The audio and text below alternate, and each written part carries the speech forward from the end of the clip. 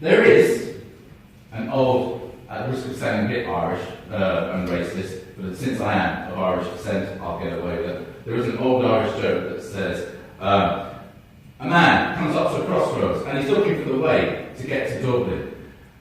And by the crossroads, there's a farmer, and so he's, I can't work out which way I'm going to go. I'll ask this good man here. So he asks the farmer, my good man, which way to Dublin? And so the Dublin farmer thinks for a minute and says, well, if you want to get to Dublin, I certainly wouldn't start from here. It's an old joke, and it's well known. If I want to get to there, I wouldn't start from here. We know that's absolute nonsense when it comes to geography. You have to start where your feet are. But when it comes to the kingdom of God, actually, it's no longer a joke, it's actually spot on. Because you can't start where we are if you want to get to the kingdom of God, which is, of course, within us, and is that which is of God within us, that which gives us the eyes of God, that which gives us the heart of God. The reason why we can't get there, where we are right now, is this old thing again. This thing which gives us all our learned behaviours, this thing that gives us our habits, our ways of thinking that we've learned from birth. Because we are told, as we go from day to day, to look at the world with eyes perhaps of cynicism, of isolation, of distrust, eyes of ill will at times, eyes of charity begins at home, eyes of lack of forgiveness, eyes of lack of mercy, eyes of lack of self-reflection, eyes of lack of open-heartedness to oneself as well as to others. Because we are taught from day one that life is about competition, that it is I'm alright Jack, that it is charity begins at home, that it is that when somebody strikes you in the left cheek, by goodness, give them a good smacking on the right back for you. We're taught that, and it becomes ingrained behaviours. We can't start from how the world thinks and how we've been taught to think. When Nicodemus comes to Jesus, Nicodemus is often portrayed in, sort of like cultural thought as the nice Pharisee. He's a nice one that's on the side of Jesus. Well, that's not quite right. He comes under colour of darkness. And we remember that in John, the theme of darkness is the thing that stands, that's the thing in which the things that don't want to be uncovered are there. Okay? Nicodemus is a leader of the Jews. He's not simply a Pharisee, he's a member of the Sanhedrin, the ruling council.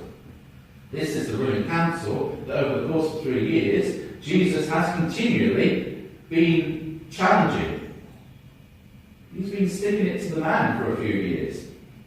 And so, Jesus isn't their number one best man, and they certainly aren't his. But perhaps there is something about Jesus that means that Nicodemus senses that he may be onto something. And so, he'll go and see him. He'll see him under the cover of darkness, because he's going to hedge his bets. He's going to go, he's going to enter into a debate. He's going to talk about the teachings of the Lord, and he's going to see if Jesus has ideas and beliefs that are acceptable to the Sanhedrin, and whether or not actually he may have a point. But he's going to do it in such a way that nobody's going to see him do this, just in case Jesus isn't on the side of right. He doesn't want his neck to be on the chopping block as well. So Nicodemus may be attracted to Jesus, but let's not think for 1 minute that actually he's doing this with any real sense of commitment. He isn't. So he goes to Jesus, he arrives under the cover of darkness, and he wants to engage him in a debate, but Jesus is having none of it, because that debate comes from faulty thinking. It comes from a starting point that you can't start from. As Jesus said to Peter in the Gospel a couple of weeks back, you think as people think, Peter, not as God thinks. And that is precisely the same here with Nicodemus. He's coming, he's going to try and debate in the ways of the world. Jesus is having nothing. If you want to get to there, I wouldn't start from here. Instead, Jesus strikes him down in his thinking there and then says, if you want to see what God's like, if you want to see what the kingdom of God is like, you've got to be born from above. Born again, as it used to be said, which actually has nothing to do with the way we worship or anything like that. It's got everything to do with you've got to start it all over again. Like Abraham, at the age of 75, starting all over again. Despite fear, despite uncertainty, despite worries about the future, despite all those learned behaviours and ways of thinking telling him it can't be done, it can't be done, it mustn't be done. He starts again and hears the word of the Lord and takes a risk. And in taking that risk, he creates a new people, Israel, a great nation. And from that great nation comes the Messiah that we love and we worship, and from whom we see the face of God. Because he was willing to start again. Not from the place he was, but from a brand new perspective. To say, I trust you, God, lead me. And so it is that Jesus says the same to Nicodemus. You've got to start all over again. You've got to clear your head of all the ways you think as a member of the Sanhedrin. You have to come before God in prayer and listen very, very deeply. You have to see and try and discern what God is actually doing in the world. See the way the wind is blowing. You can't see the wind, you have to observe its effects. And then you follow the way it goes.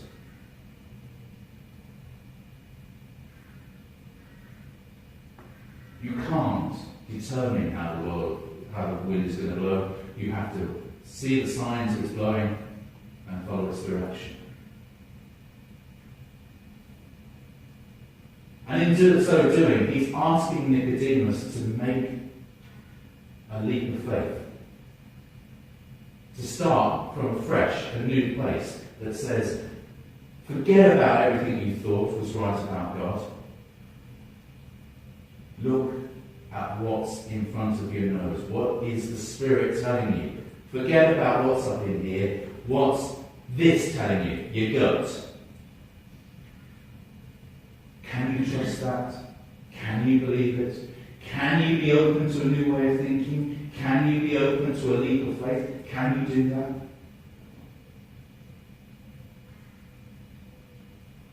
And then he says, if you can, you will be alongside me, the one who comes not to condemn the world, but to show its eternal life. To meet the God who so loved the world that he's willing to journey with it even into the heart of the cross. Are you willing to take that leap of faith and say that in that journey you're willing to join with me? Are you willing? Are you willing to throw aside all your previous ways of thinking that says an eye for an eye and embrace, but I say to you, do good to those who persecute you? Are you willing to cast aside your ways of thinking that says that this person's worthy and that person's unworthy, and instead go and visit those in prison? Go and visit those who are without home. Go and be with the sick. Whether or not you think they deserve to be sick, or poor, or homeless, or in prison, you go. Can you do that? Can you be a person who, instead of thinking that might is right and it's all about crushing the Romans, can you be a person that actually embraces your enemy and wins them with your love and with your forgiveness and are prepared to take the blows for it? Can you do that, Nicodemus? You can't start from where you're thinking. Can you start afresh where I am? And of course, we don't know the outcome. We don't know what Nicodemus ended up saying. We have legends. we don't know.